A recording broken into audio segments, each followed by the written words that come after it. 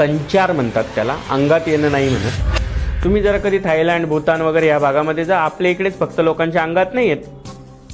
मी खूप सारे व्हिडिओज, खूप सारे पुरावे तुम्हाला देऊ शकते की तिथे सुद्धा लोकांच्या अंगामध्ये देव संचार करतात.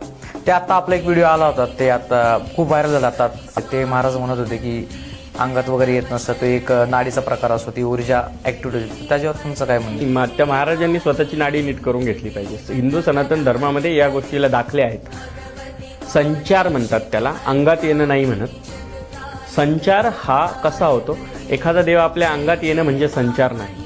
मी बऱ्याच पॉडकास्टमधून ही गोष्ट खूप प्रकर्षाने बोलते की संचार हा त्या देवीच्या भक्तीमध्ये लीन असलेल्या व्यक्तीवर त्या देवीची कृपादृष्टी असते. त्या देवीची कृपादृष्टी काही अंशिक तुमच्या शरीरावर पडते, तेव्हा तुम्हाला त्या देवीच्या व्हायब्रेशन्स फील होतात आणि तुमचं अंग थरथरतं आणि त्या अंग थरथरण्यामधून तुम्हाला त्या देवीचं स्वरूप प्रकट झाल्याचा भास होतो.